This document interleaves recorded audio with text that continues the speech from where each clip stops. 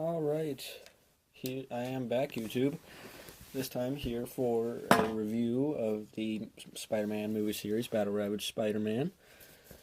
Alright, so I'm going to be going back soon and reviewing some of my more popular reviews, such as the Spider-Man movie series 12-inch collector series Green Goblin, the Magnetic Spider-Man I recently bought, and what's the other one? The Spin Kick Spider-Man from Spider-Man 2. He was really popular. People have asked me to redo him, so I'll be redoing those guys, because that was when I was holding my camera with one hand. I'll do it a lot better now.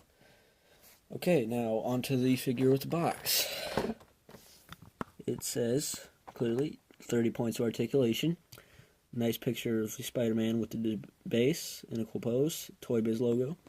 Official movie merchandise. ravaged Spider-Man with a wall-mounted display base.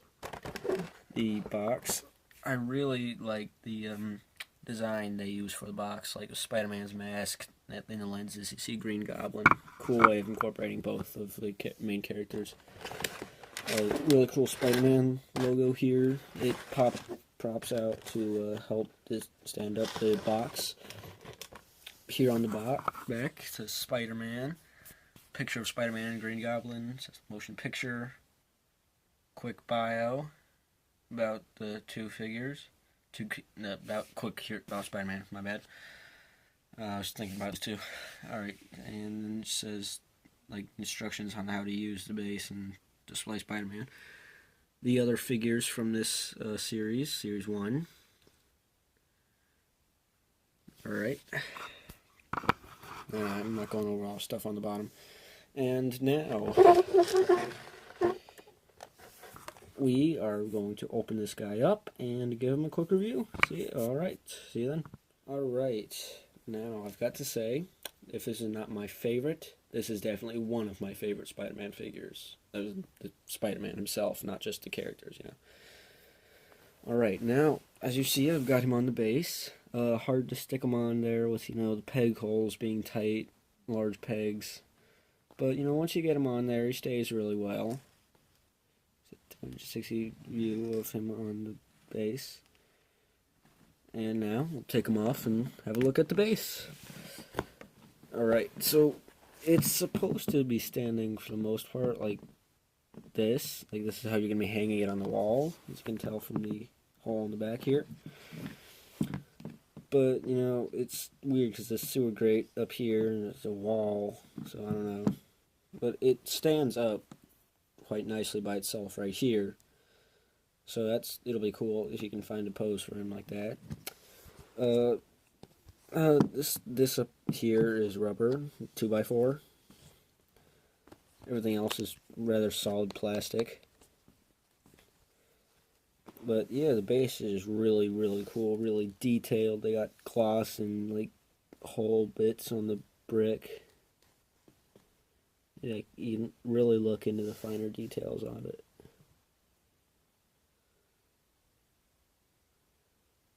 Alright, there we go, I got to focus. You can just see all the detail they put into the brick and the stone. It's very, very cool. Toy Biz needs to make a return. I mean, honestly, I don't know why they went out of business, but it's something that needs to come back, because Hasbro, they can't make figures. Marvel Legends, they're slowly coming back, but not nearly as good as Toy Biz, in my opinion. Alright, so there are peg holes all over this thing. There's one here, up on the sewer grate, 2 on the walls, one right here, one here, and another here. But you really only need to peg Spider-Man into one of them, and he stands up fairly well. So now let's move that out. Stands up fairly well. So now let's move that out of the way and get into Spider-Man himself. Alright. Alright. Focus. There we go.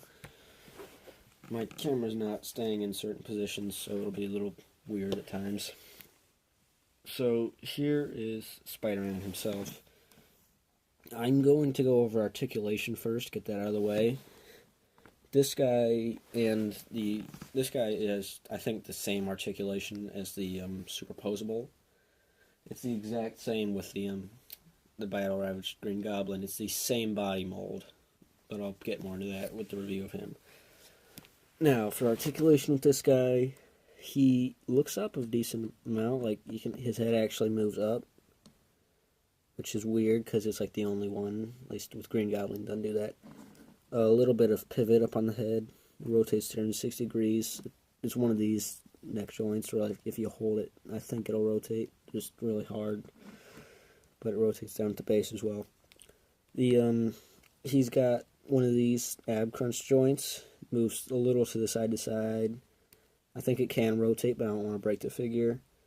It moves forward a decent amount, but it moves back. Doesn't really move back much, so his arms go up about that high, which is kind of depressing with this figure, I think. I don't know. I'm trying not to break the figure because you know how old figures are. They rotate 360 degrees, rotate the bicep, 2 joints at the knee, elbow. God, I'm not thinking today. Rotates at the wrist, up at the forearm. One joint at the fingers here, and the wrists go forward and back. And down at the waist, rotates 360 degrees. He can kick forward and backwards. Well, not, you kind of have to move the leg a little to go backwards, but it'll go backwards if you work with it. It can kick out that far. It rotates up at the hip, thigh area. There's the knee, 2 joints at the knee. And rotates the calf. His feet go forward about that far. And back about that far. His toes go up. And he should have ankle pivot. It's just the articulation is a little weird. Stiff, you know. I think if I can get this to focus, you should be able to see the joint. Well, it's not focusing. But there is a joint in there that is obviously a ankle pivot joint. So I'm going to be right back, so I gotta deal with something with my camera real quick. Then we'll be looking, damn it, at the detail. Alrighty, now, sorry I got that fixed. Now on to the detail with this guy. One of the reasons this is definitely going to be one of my favorite Spider-Man figures is the amount of detail they put in. It's one of the reasons why I really want Toy Biz to come back. Not just the base and the accessories of figures that they made came with, but the figures themselves were extremely detailed. Not as much as Hot Toys, but, you know, they're really good. I'll get into the face here. It's not the best resemblance to Tobey Maguire, but it's small scale. I'm not expecting Hot Toys, but it honestly is a little better than some of the 12-inch figures without masks that we've gotten. You can see the paint detail they put onto the hair, the eyes, little scuffing on the face, you know, like you can see bruises. There we go. You see bruises on his face. And I think he looks like he's supposed to have a bloody nose. I don't know. But you can see his eyebrows even through this broken mask. It's very, very cool how much detail they put into this figure. It's up on the side here of the face, they got little cuts in this skin tissue in the mask.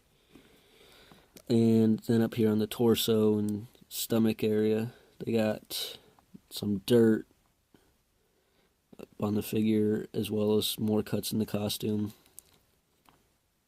And it's one of the parts that I really, really like about this figure is the cuts on the costume.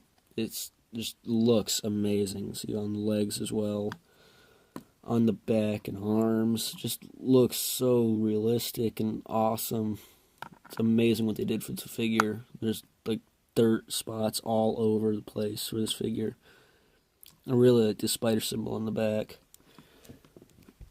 And the webs for this figure, like, you know, the silver webbing on the figure. It is very good.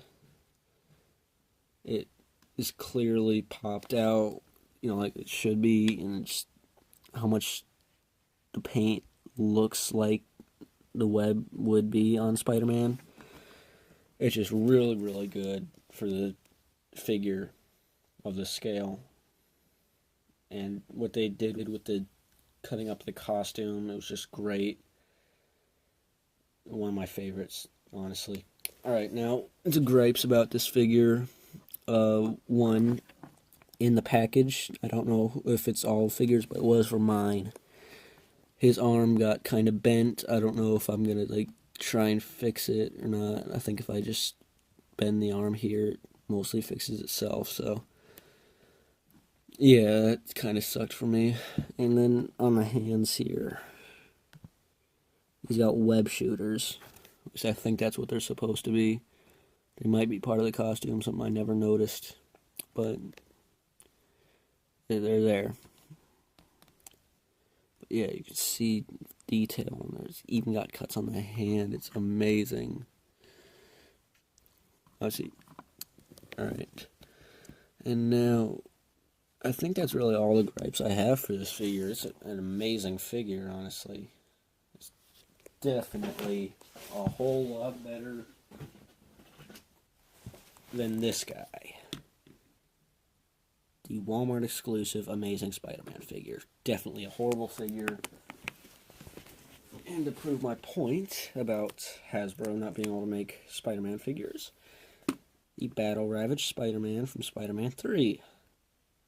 I got this guy in a lot. Glad I didn't buy this figure myself. I would not want to pay for him. I got him in a lot for something else. So glad I didn't pay for just the figure. Because this figure sucks.